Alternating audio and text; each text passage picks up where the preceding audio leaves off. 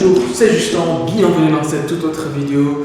Aujourd'hui, je vais vous parler des deux principales choses à faire avant de commencer tout projet Revit Architecture. Avant d'aller plus loin, je vous invite à vous abonner à ma chaîne YouTube si vous n'êtes pas encore abonné. Si vous êtes déjà abonné, merci beaucoup. Et si vous n'êtes pas encore abonné également, merci par avance et nous allons tout de suite commencer. Et aussi, avant de commencer, j'ai mis à votre disposition le livre Revit Architecture. Donc, vous pouvez télécharger gratuitement le livre Revit Architecture que j'ai mis à votre disposition. Le livre se trouve dans la description de cette vidéo. Donc, il suffit juste d'aller cliquer sur le lien que j'ai mis dans la description de cette vidéo et vous allez télécharger gratuitement le livre Revit Architecture pour vous aider à aller plus loin. Première des choses à faire, dès que vous ouvrez le logiciel Revit Architecture, en fait, c'est de paramétrer les unités.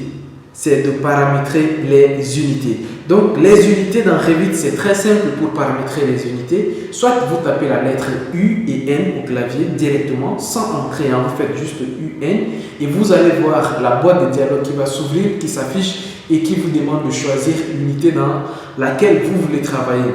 Le gros avantage avec Revit, lorsque vous voulez paramétrer les unités, en fait, c'est tellement simple, c'est pas très compliqué. C'est-à-dire que si vous décidez de travailler en mètres, vous sélectionnez dans les longueurs. Donc, les longueurs, vous dites que vous travaillez avec les longueurs en mètres ou en centimètres. En fait, dès que vous choisissez l'unité de longueur, que ce soit en mètres, centimètres ou kilomètres, vous avez la possibilité de choisir les unités de surface, par exemple, en unité que vous voulez, c'est-à-dire que vous pouvez travailler en centimètres et demander à ce que les unités soient en mètres. Voyez, donc ça pose pas de problème. Vous travaillez en centimètres et après que vous allez demander juste à Revit de vous sortir les surfaces, il va vous les sortir en mètres carrés. Vous pouvez, avec la même logique, choisir les unités de volume que vous voulez. Donc, si vous avez travaillé par exemple en kilomètres, vous demandez à Revit de vous mettre les surfaces en hectares et vous demandez par exemple à Revit de vous mettre les volumes en mètres cubes. Vous voyez, des unités totalement différentes, mais en fait, c'est ça le gros avantage de Revit. Donc, si vous êtes habitué dans vos différents logiciels de dessin avec quelles que soient les unités que vous voulez, il n'y a pas de problème, Revit gère tout ça. Donc, c'est la première des choses que vous devez régler dans Revit. Régler les unités dans tous vos projets. Je vois tellement de personnes qui commencent un projet sans régler les unités et en fait, après, ils ne se retrouvent pas. Donc, première des choses à faire, c'est de régler les unités. Comment les faire? Juste la lettre UN au clavier et vous avez les unités, ou bien vous partez dans Gérer. Donc vous partez dans l'onglet mot Gérer et après vous partez directement chercher unité et vous cliquez sur unité, vous arrivez au même endroit. Deuxième des choses à faire dans Revit Architecture, c'est de gérer les niveaux. Donc c'est un projet d'architecture. Revit Architecture, c'est un logiciel d'architecture. Donc, en fait, ça reconnaît déjà tout ce qui est niveau. C'est-à-dire que le niveau RDC, premier, deuxième, troisième, ainsi de suite. Donc, Revit Architecture reconnaît déjà les niveaux. Donc, ce qui est très simple, je ferai d'autres vidéos pour vous expliquer exactement les niveaux. Bon, c'est pas aussi simple que vous pensez. Bon, c'est très simple, mais en fait, les niveaux offrent de gros avantages, surtout de travailler avec les niveaux.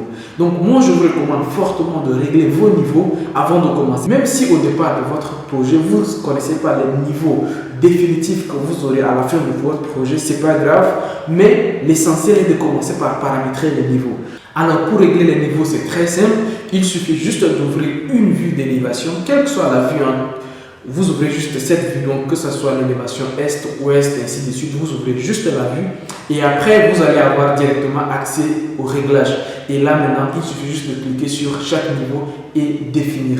C'est très simple comme ça. Donc, comment ça se fait? C'est juste sur une des vues d'élévation. Paramétrer les niveaux consiste à définir la hauteur de chaque niveau. C'est tout simple, Donc, la hauteur de chaque niveau et le nom des niveaux. Donc, par exemple, RDC, c'est au niveau 00 et vous changez juste ton nom. Donc, à chaque fois que vous cliquez juste sur le nom correspondant, vous allez juste entrer, il vous donne la possibilité d'entrer le nom. Par défaut, c'est niveau 0, niveau 1, niveau 2, niveau 3, et ainsi de suite. Donc, il faut juste cliquer sur là où c'est écrit niveau 0, vous entrez rez-de-chaussée ou rez-de-jardin ou bien ce que vous voulez. Mais ce que vous devez comprendre, c'est que vous devez gérer vos niveaux. Et pour cela, ce que je vais faire, en fait, dans les prochaines vidéos que je vais publier. Et d'ailleurs, dans les vidéos que j'ai déjà publiées auparavant, je montre toujours comment commencer un projet d'architecture, que ce soit sur Archicad ou bien sur Revit. Bien sûr que d'autres logiciels comme SketchUp, 3D Max, Rhinoceros, Maya, C4D, en fait, ces logiciels sont des logiciels de 3D qui n'existent que la plupart du temps en 3D, qui ne sont pas des logiciels à la base pour l'architecture. Ces logiciels-là, vous ne pouvez pas paramétrer les niveaux, mais Revit et Archicad sont des logiciels purement d'architecture. Et pour utiliser ces deux logiciels, vous devez toujours commencer par gérer les unités et gérer également les niveaux. Donc, je vous ai dit tout à l'heure que vous avez deux choses à faire avant de commencer. Eh bien, je vous donne un bonus que je devais donner dès le départ, mais comme j'ai déjà donné ça dans ma chaîne YouTube, sur ma chaîne YouTube, c'est de choisir votre gabarit. Alors, le gabarit, c'est quoi? C'est-à-dire qu'à chaque fois que vous paramétrez les unités, vous paramétrez les niveaux, vous paramétrez un certain nombre de choses, tout simplement, vous pouvez enregistrer tout ça et à chaque fois que vous voulez utiliser, vous voulez faire un nouveau projet, vous allez tout simplement utiliser le gabarit qui existe déjà. Et pour savoir comment ça se fait, j'ai déjà fait une vidéo qui se trouve sur ma chaîne qui s'appelle le gabarit de projet dans Revit. Vous pouvez aller voir également cette vidéo sur ma chaîne YouTube Justin Architecte. Vous allez voir cette vidéo qui vous explique comment réutiliser les paramètres qui sont déjà faits dans un autre projet. Et c'est ce qu'on appelle gabarit dans Revit.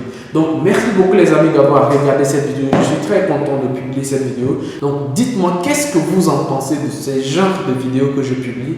J'attends vos commentaires dans la barre de commentaires. Dites-moi quels sont les genres de vidéos que vous voulez que je publie sur cette chaîne. Ça me fera énormément plaisir de vous répondre et de répondre également à vos attentes. Donc les amis, d'ici là, n'oubliez pas de vous abonner à ma chaîne YouTube, surtout d'activer la cloche des notifications pour être informé de toutes les prochaines vidéos que je vais publier sur cette chaîne.